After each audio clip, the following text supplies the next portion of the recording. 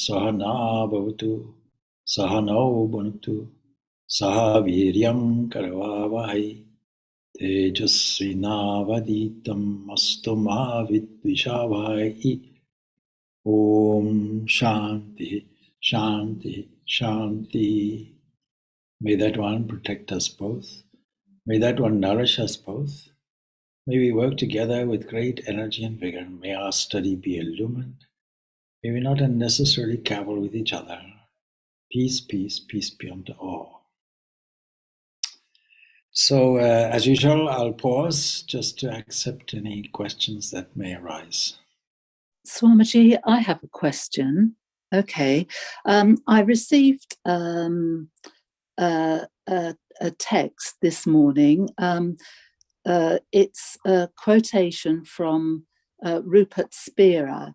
And while I find it very interesting, I feel as though I need some amplification of it, really, to help to experience what's being talked about. So I'll just read it, and then, so the quotation is, all that is experienced of a mind, body, and world is thinking, feeling, sensing, seeing, hearing, tasting, touching, and smelling.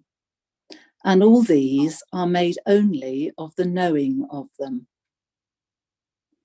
Thus, all that is ever known is knowing, and it is knowing that knows knowing.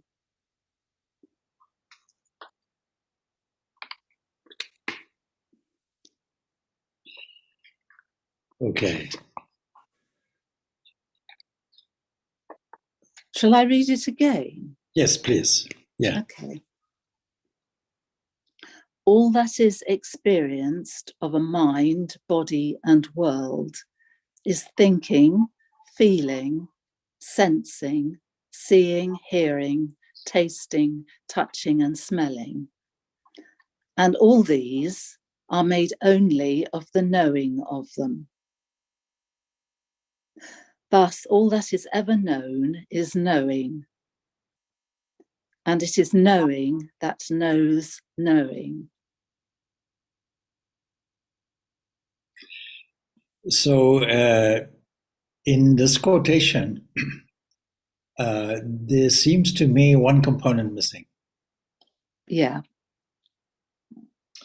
Because all of our experience involves at least two factors. You can say, we can put it three, because one is a process. It mediates between one factor and another.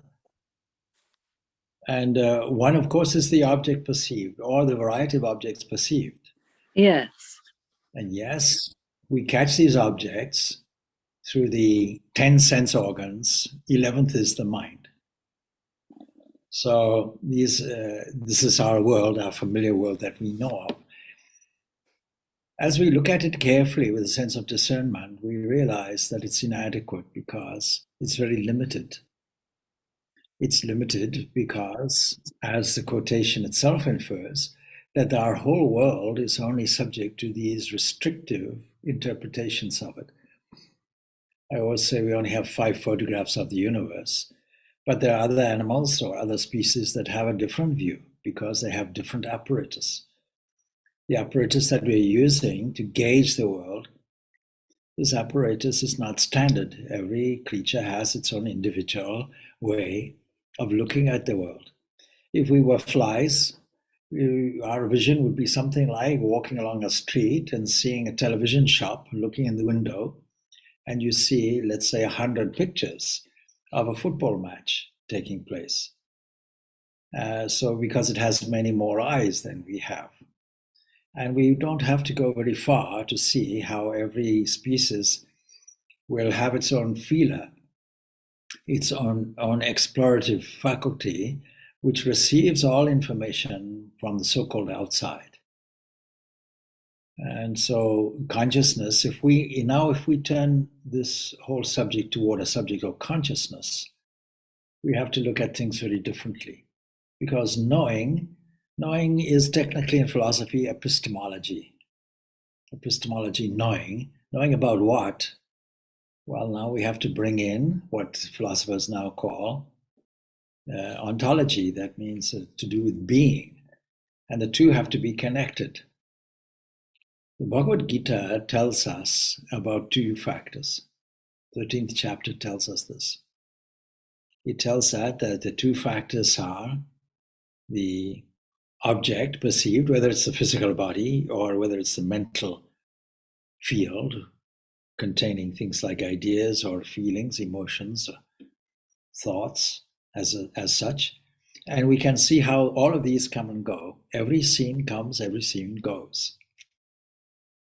And then all these constitute what we can technically call the field of our experience.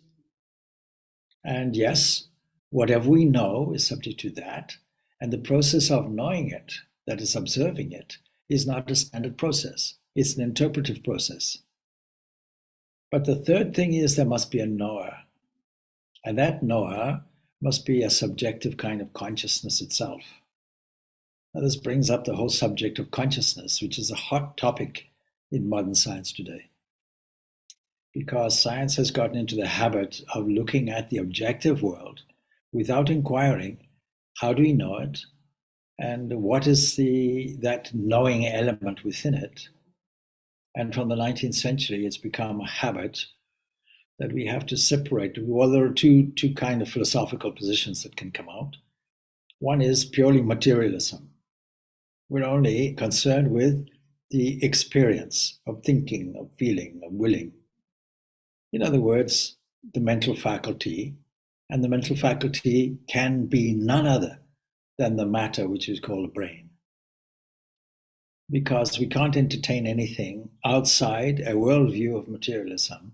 It's a bottom-up approach. That means we start off with blank. We start off with inert matter.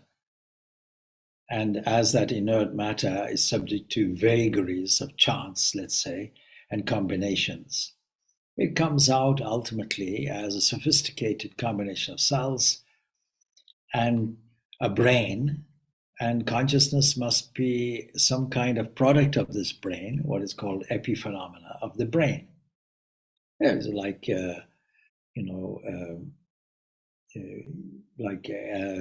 something like the spleen, for example, or some product of the spleen, or some product of the bladder, or some product of some organism, physical organism. It has to be like that. But it's predicated on a worldview that has to have no other thing except matter, and comes away from an older idea that says, this world is not just a machine. This world is a living organism. These are two approaches which give you very different results. Because the first approach will give you pessimism. If there's no purpose in life, if things are random, if the world is as it is because it is as it is and no other reason, then we may as well give up. We can enjoy life as much as we can, but it doesn't solve our psychological difficulties. It doesn't solve our emotional problems. It doesn't solve difficult issues, so-called, in the world. It doesn't solve the area of pain physically or emotionally or socially. None of this creates any formula. A thoroughly pessimistic idea that you're living for no particular reason. Your will is an illusion. There's no such thing as free will. And you will die, and that's the end of it, so good luck. But a more optimistic view would say, no, there's a living organism which is there, and which was always there. And we have some examples, yes. If you have a seed that develops into a certain type of tree, let's say an oak tree, then there must be the entire oak tree contained within that seed itself is simply unfolding. So on many occasions, I tell you, evolution literally means an unfolding. In other words, something is there at the beginning and it's unfolding. And this view, if you take the view that this is from a kind of cosmic consciousness, which is something like a cosmic mind, is called panpsychism now. Pan means everywhere, it's across the board, and psyche is the mind. So panpsychism, there are varying degrees of it, may tell us, all right, we can see that this question of consciousness, which can be the hard problem if you take the bottom-up approach, if you take this, you can say that maybe in the atomic structures they have consciousness. You may say that in the molecules there is an element of consciousness. And what we are seeing is unfolding growth and development and expression of this consciousness until it's so refined that we come across human consciousness. You can take that approach, but maybe it doesn't go far enough. It doesn't go as far as the Vedanta, because the Vedanta will tell us, no, the sun is conscious. Every object, so-called, in this world is conscious. And that is kind of a bridge too far for many panpsychics, or those who have this philosophy of panpsychism. So they prepared, fine, we go along with some of the parts. You must be conscious. There must be some element of consciousness, whatever that is. Maybe the capacity for tapping into infinite possibilities. We can define consciousness in this way. But for every experience, there must be a knower and a known and a process. And this is what the 13th chapter of the Bhagavad Gita illustrates so beautifully, using language that we can all recognize, that there's a field of experience. And modern science has picked up this language saying that there are quantum fields, for example, or that there is the electromagnetic field. They're using the same language, field. It means we don't know what the extent of it is, but it's a kind of operational area in which things happen. And our external experience is a kind of arena where things happen and we think things are registered. But the real psychology of it says, wait. Not just the waking world, but there are other areas of consciousness too. Supposing you blank out our attention or blank out our awareness of external things.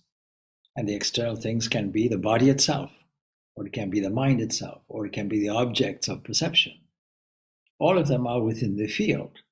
Supposing we withdraw that experience through, let's say, anesthetic, and make a person completely unaware of the world in which we interact. But there's still an awareness, there's still a consciousness, there's awareness of something there, there's awareness of a peace. And the reason why there's a peace is we've taken away all the separations. And the separations are what give us the difficulties. So the perceiving consciousness has to be there, and the objects that are perceived has to be there. And the Bhagavad Gita puts it in the language of the field and the knower of the field. Kshetra and kshetratnya, the field and the knower of the field. And the knower of the field is, by its very nature, must be unchanging because it is the witness of all the changes.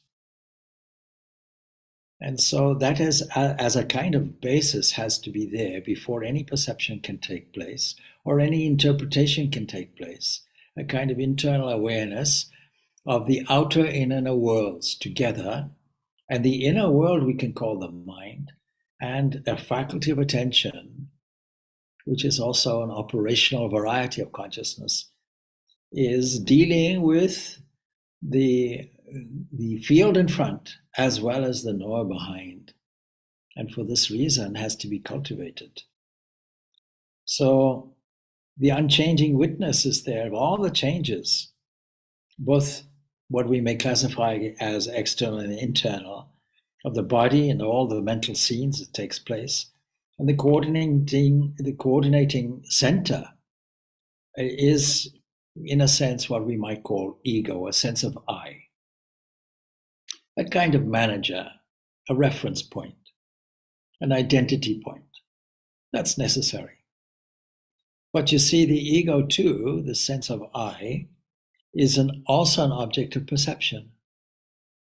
And sometimes it feels happy, sometimes it feels miserable, according to its reactions to various circumstances. And our behavior and our steady course in life and our way of dealing with things is really to control our reactions to what are taking place. As we were very small, babies and what have you, we didn't have this control over reactions. And then as a small child, we're talking earlier on, you see, how there are three gateways to destruction. What we can classify as lust, which is basically physical and has no higher element to it, no element of love in it, and greed, an insatiable appetite for repeating and repeating, because we don't find any satisfaction in engaging in pleasures in the external world. And then anger, which is frustration because we can't get what we want. And the whole of this effort is driven by or fueled by a desire, and that desire is very subtle, because it can be a desire to maintain our status quo. It may be a desire, for example, in reaction to people's or the expectation of other people. It can be the opposite of fear. Desire and fear, like two sides of the same coin, when we analyze it properly. And to try and avoid the one thing and move toward the other is a strategy that only works temporarily, but doesn't work in the long term. And this duality of experience is what's driving our life, so that we are born with a certain pre-designed structure, we ourselves designed it from our own reactions. So when reactions are controlled, let's say, on scriptural lines, that means on lines that have been designated by those who are wise, and their wisdom comes from their own inner experience, their first-hand experience. Then when we behave along these particular guidelines, using scripture as a kind of manual to guide us, don't do this, do this, then the witnessing consciousness judges also the progress that we make. And so when evolution goes from, let us express it as from darkness to light, or from death to immortality, or any of these expressions. So when evolution from darkness to light has maybe been achieved, we use that language, then there's a feeling of satisfaction that wells up, and this also is being observed. And that also forms part of the field, of the knower of the field. And the difficulty is that materialism has not addressed the question, who knows it? Who knows it? The subjective consciousness is not addressed. That has an advantage because you can take the field and analyze it without the complication of the metaphysical questions. And yet, it can be a filter to understanding, but if it's a fundamental philosophical position or worldview, it doesn't take us anywhere. And it's left with an outstanding question. The other way of thinking of it is from top down. From top down is what we have described, that consciousness is there from the very beginning.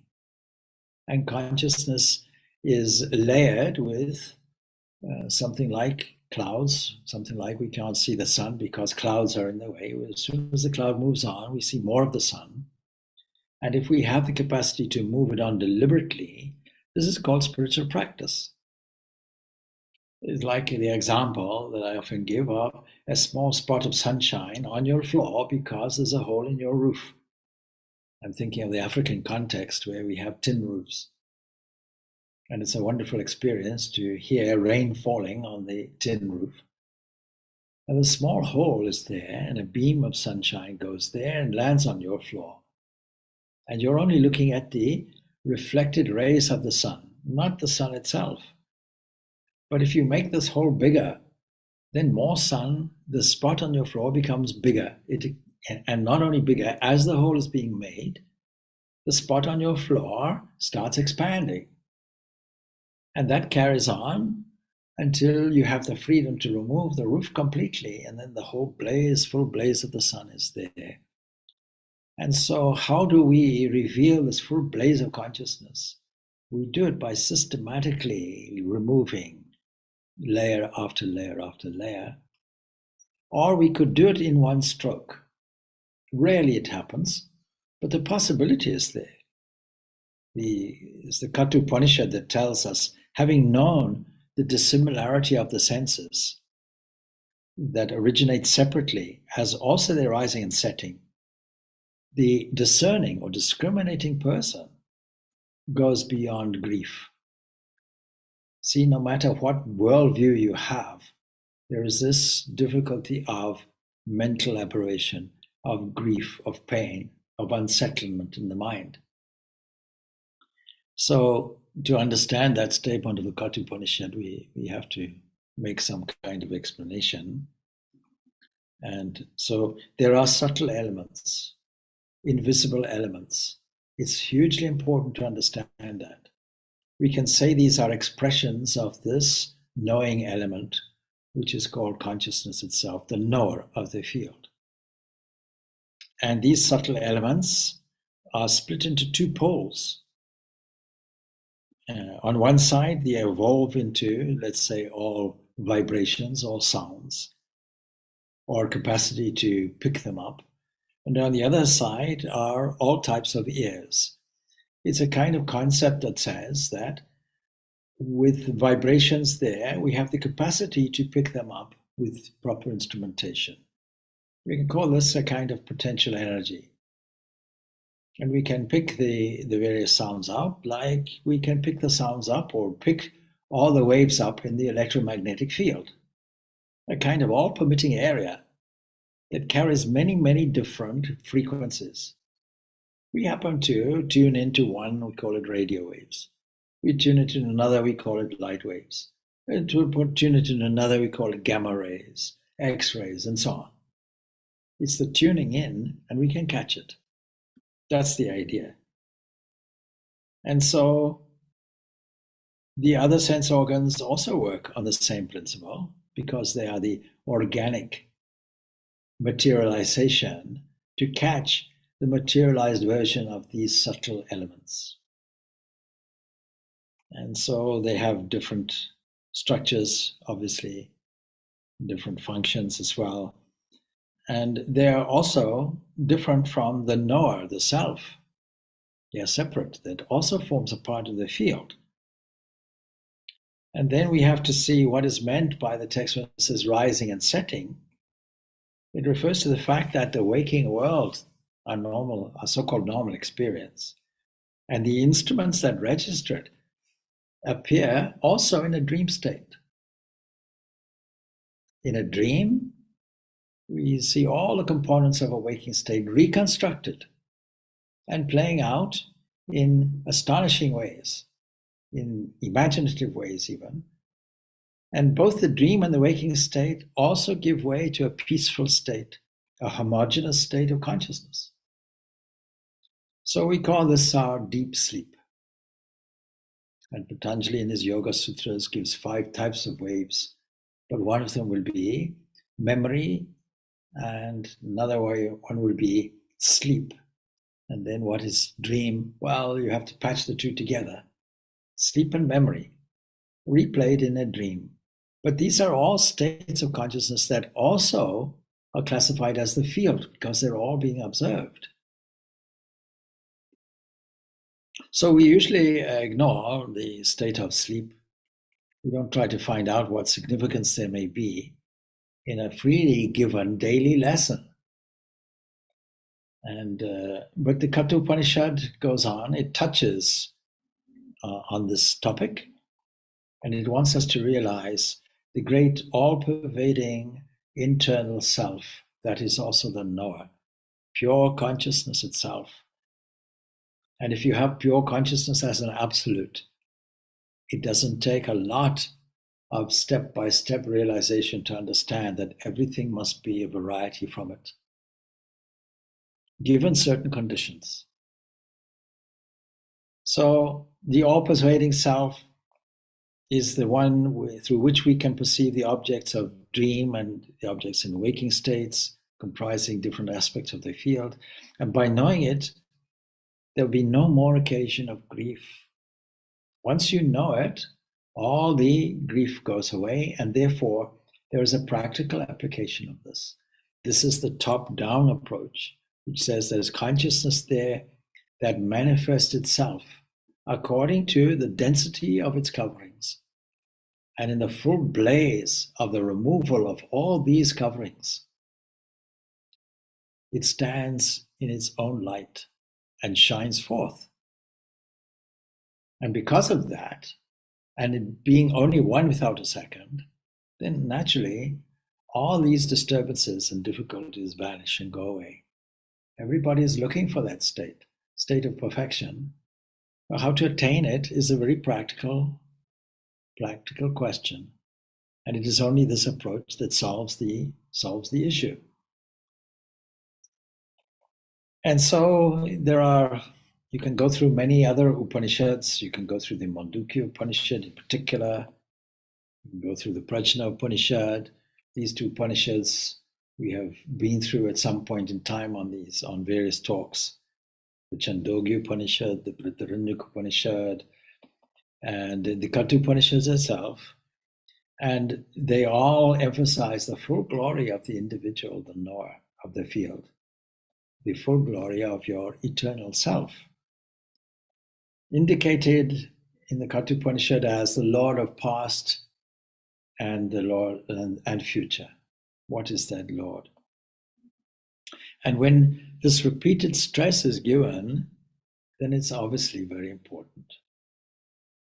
The same valuable ground is covered in this chapter in the Gita, the 13th chapter, which I'm referring to, in answer to this question.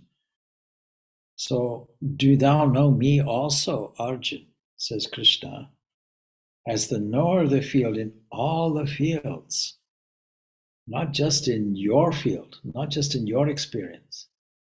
You see, we have this dilemma. Somebody says to me, oh, I dreamt last night. They might say, oh, I dreamt of you last. It's called a nightmare if you dream of me. Anyway, I dreamt of you last night. I have no evidence for it other than what the person is saying. But I know that I myself dream, and I take it for granted, oh, you must be having the same experience. But there's no way to tap into your actual experience. I'll give you another example. We know that bats move around by echolocation. They don't have good eyesight. Now, we know the mechanism of it. We know that it works. We know that that's the nature of bats. But we cannot really understand until we become a bat, and that's not possible. How can we now simulate what a bat is experiencing? So subjective experience is indefinable. We have to take it with a certain level of faith. And so when we take these individual experiences, the question of, is your experience valid and mine not, or mine valid and you're not? Is everybody's experience valid? That question goes away when we understand that there's only one knower in all the fields. Only one consciousness is there. And that consciousness, the Lord declares, this is divine consciousness. This is pure consciousness. The Lord, speaking on behalf of the divine, states this. And so when the mind is fairly pure, then we can stand back, as it were, and we can discern internally that we are basically consciousness itself. But it requires that condition of purity of mind. And so all spiritual endeavor is exactly that purification process. And so because internally we have basically got the equipment to do it. We have a discerning faculty, and we have two useful instruments. The physical body is a wonderful instrument, highly complex and yet highly vulnerable. And we have the mind. And the mind, if we don't catch it, if we don't steer it properly, if we don't control it, will be an ineffective instrument. And so this mind has no real recognizable boundaries. You can't say my mind begins here and ends there, and your mind begins there and ends here. You can't find any such boundaries.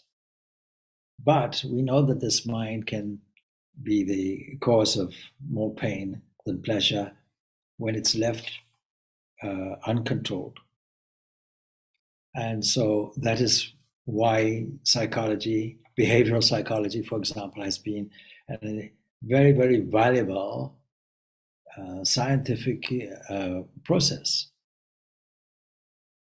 Because the ordinary person can find that the body-mind complex, this dual piece of equipment, is a source of bondage, a source of restriction, and struggles to make himself free. And the most fundamental instinct that we have is freedom. We all wish to be free.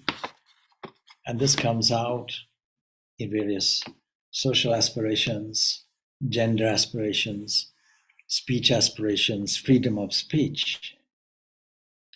And so we have to, in the case of a person who is suffering and who feels under bondage, what we have to do, we have to practice proper systematic process, what we can call discipline. That means an exercising of the will, a mastery of the will.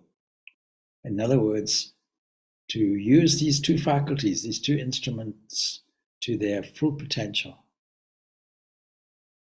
And then that's a sense of purification. And when the mind is pure enough, then it's the Lord himself who reveals the truth. We don't have to seek it from outside. We don't have to look for it in a post-mortem condition, in a heaven beyond this.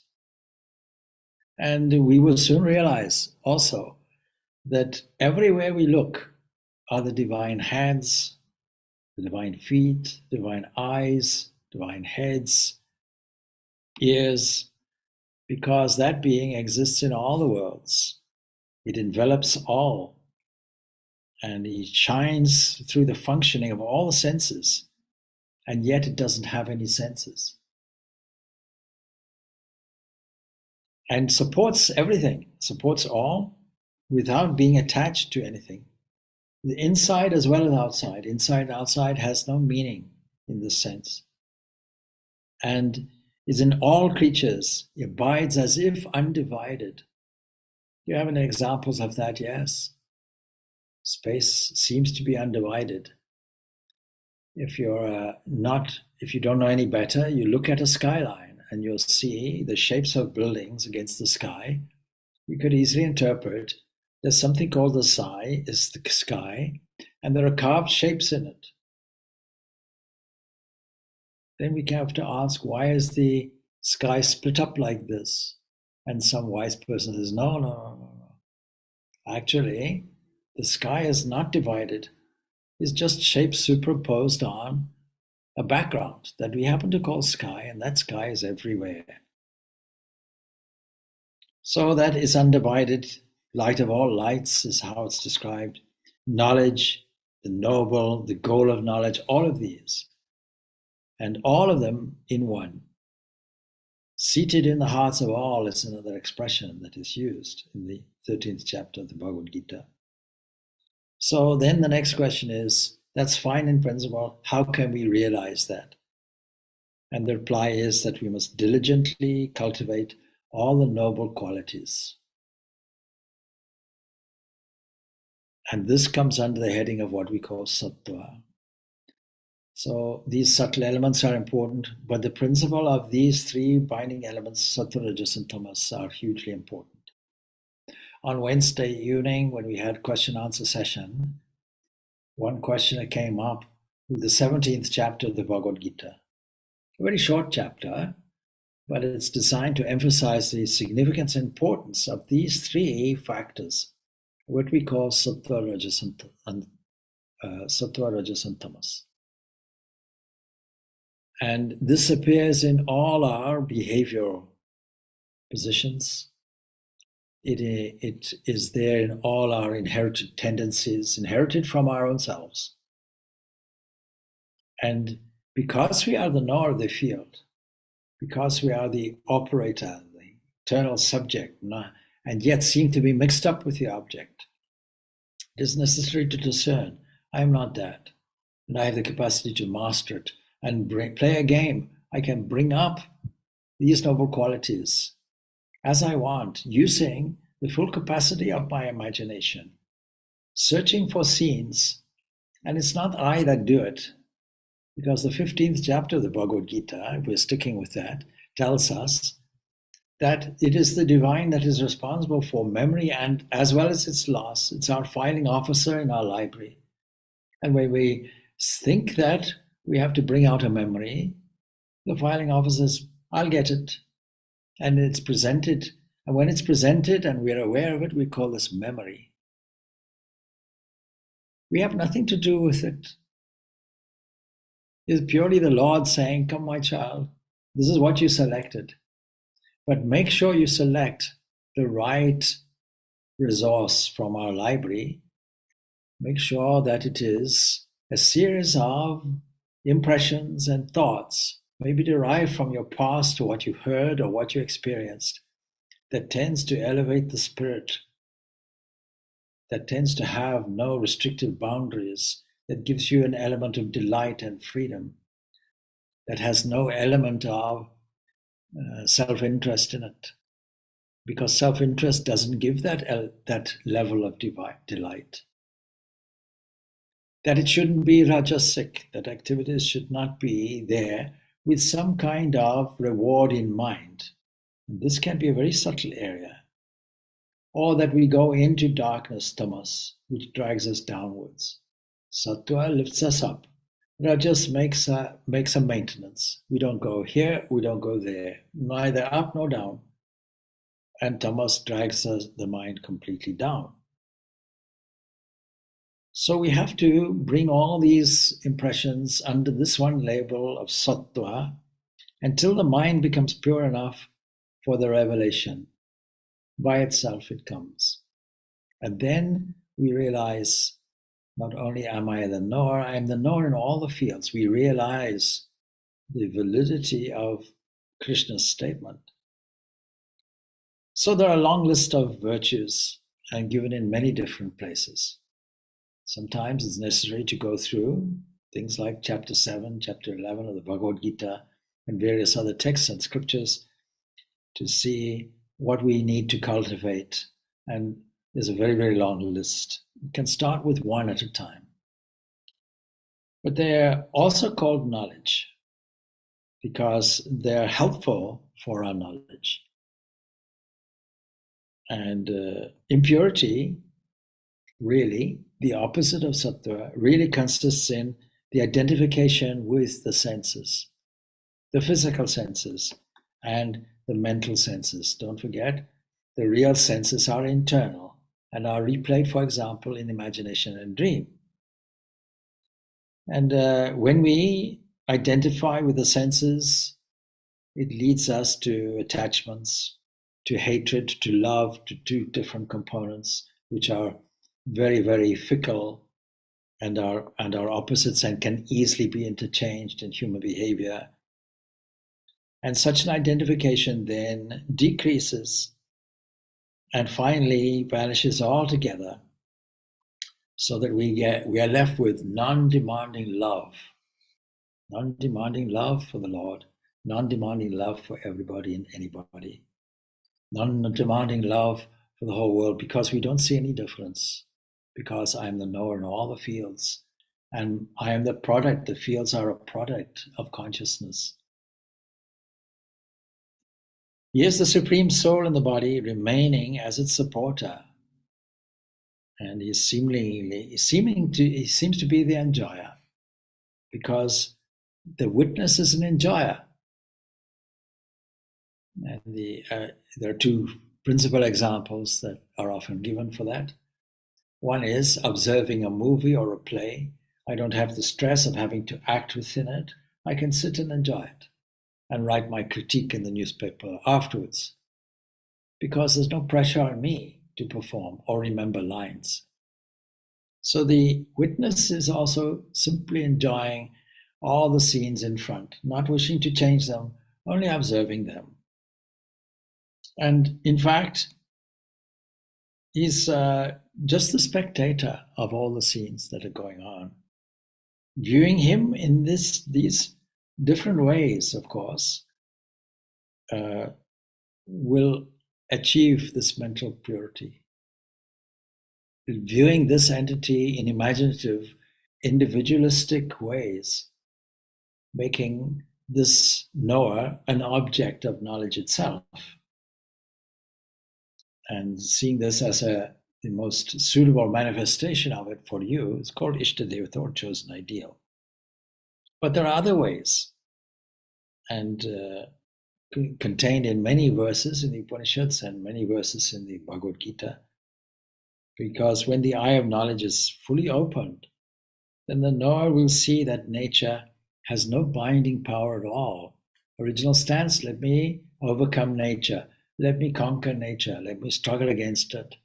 But from the position of the knower, when it's fully revealed that nature itself has no binding power at all, it was always there in an objective, playful form, consisting only of expressed consciousness. So it is necessary then to see possibly the world not as from a dualistic point of view, which says consciousness is somewhere removed outside, sometimes what is called Cartesian metaphysical point of view, that there are two things. So some kind of element disconnected from a mechanical universe. But we see that this universe is more like like it has an organismic element to it. It is an organism, not just a machine, which has a blindness to it, a blind randomness to it, with no purpose.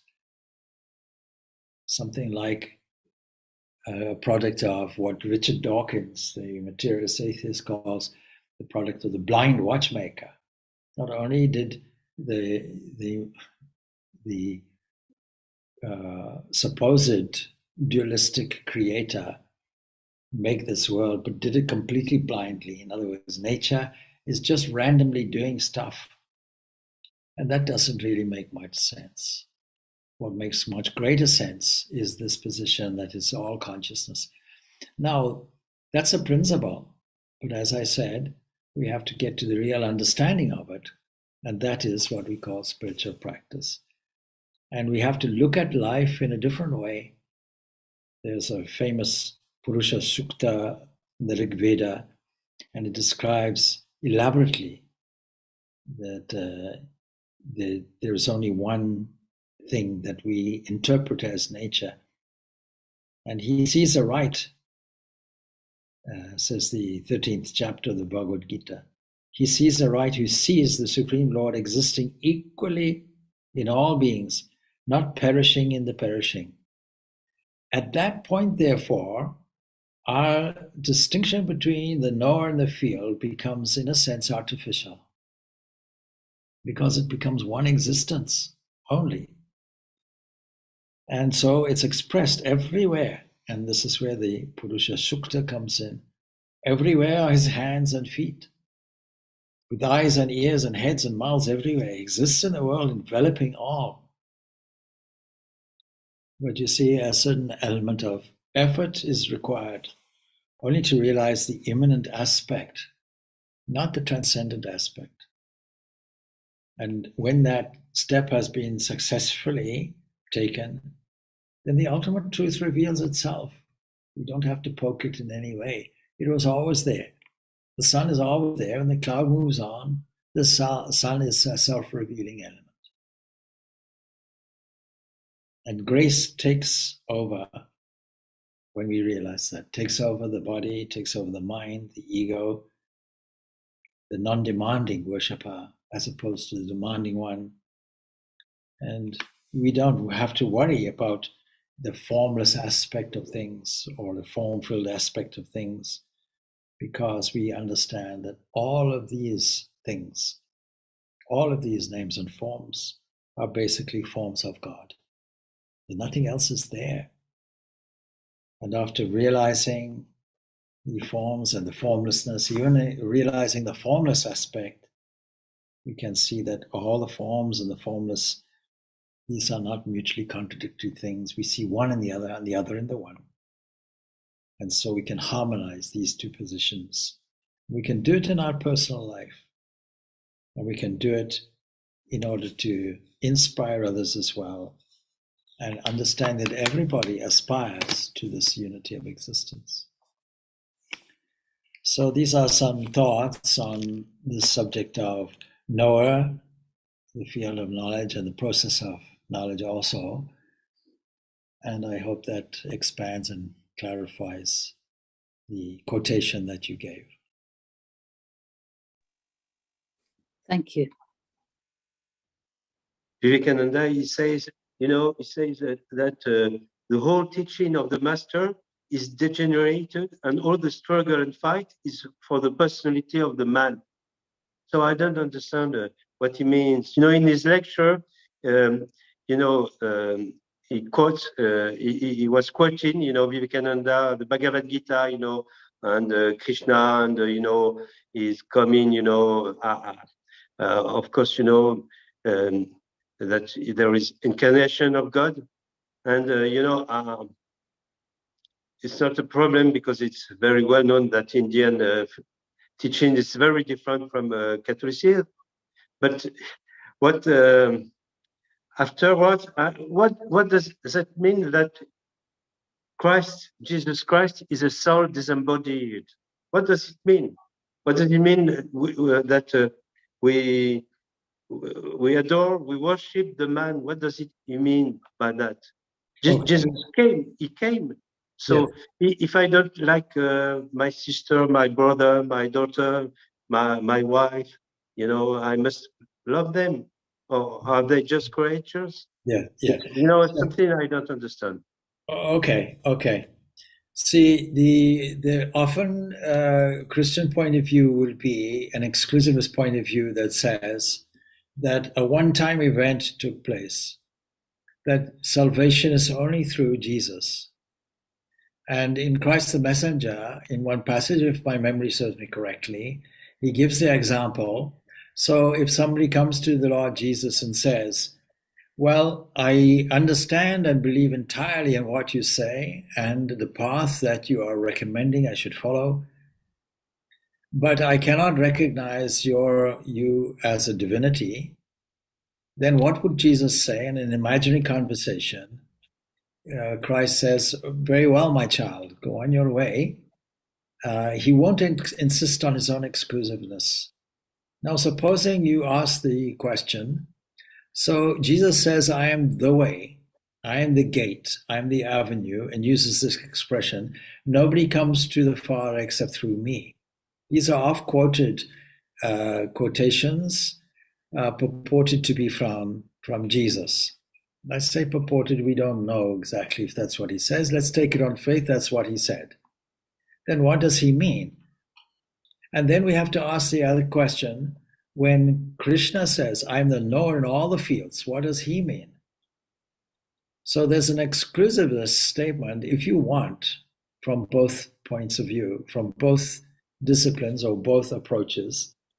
And the ISKCON, that is the Krishna consciousness people, will take this exclusiveness of Krishna as much as the Christians will take their Christ. It is only through Krishna and Christians only through Christ. But now if you ask a Christian, by Christ or by Jesus, do you mean the historical person of 2,000 years ago? Or do you mean, is it the Logos described by John in St. John's Gospel? In the beginning was the Word, and the Word was God, and the Word was with God, and so on. It goes on like that.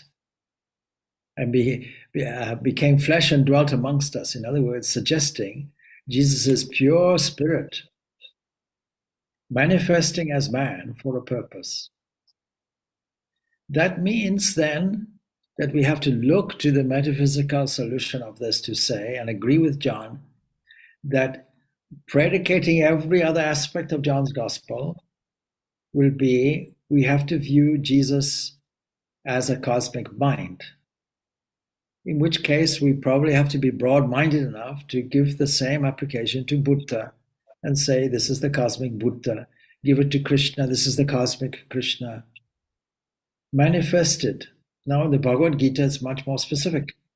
Yada yada hi dharmasya. From age to age I am born.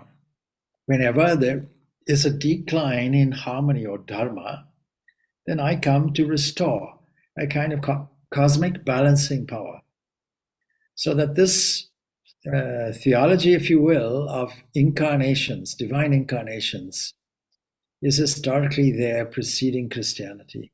And can be found also in the Greco-Roman world in which early Christianity operated.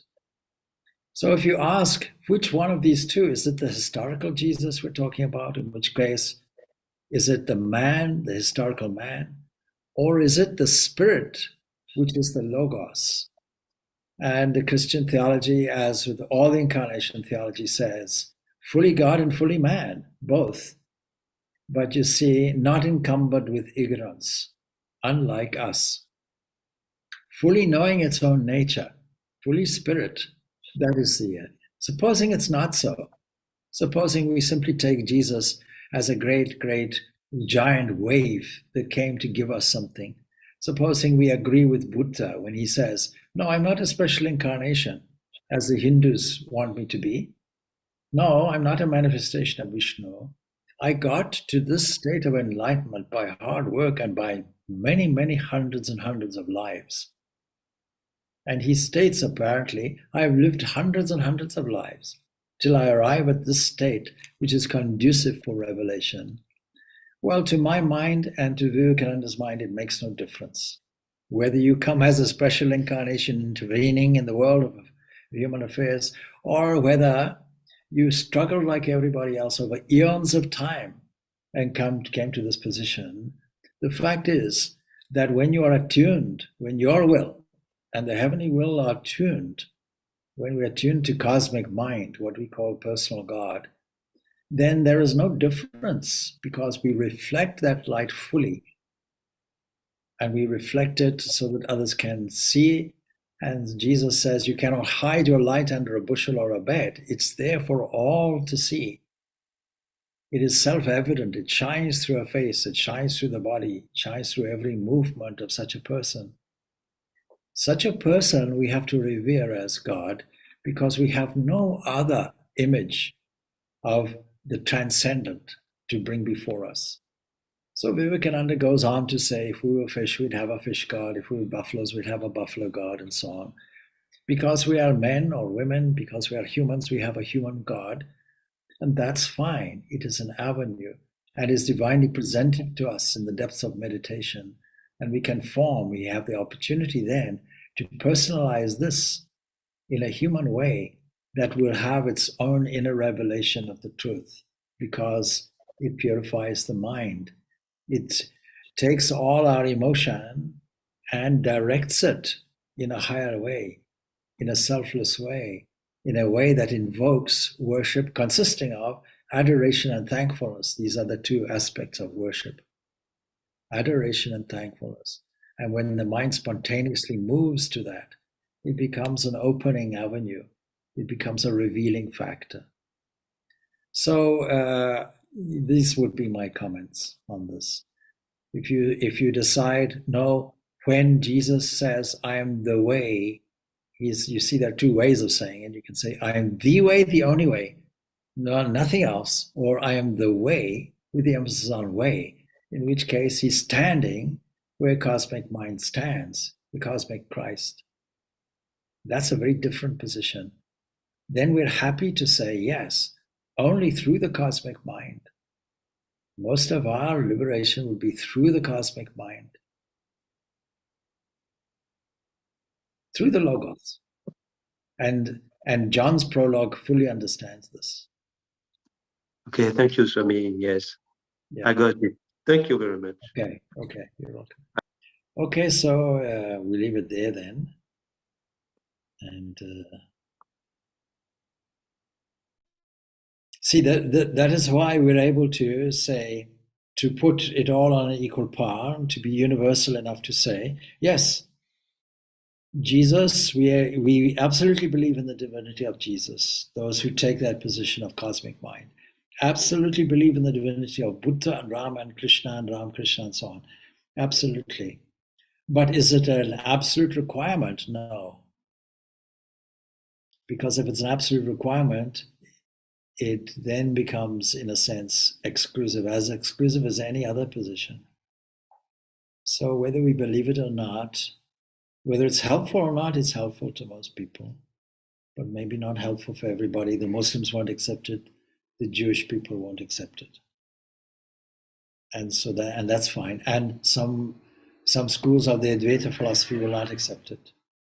And even in Hinduism, some Shaivites will not accept it because it's only Vishnu that incarnates. So, this is what the great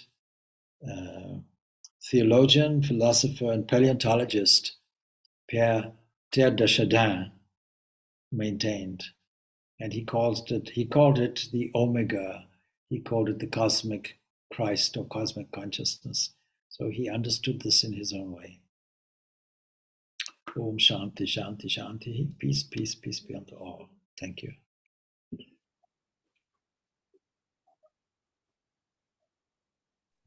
Thank you, Swamiji. Thank you. Thank you, Swamiji. Thank you, Swamiji. Thank you, Swamiji. Oh.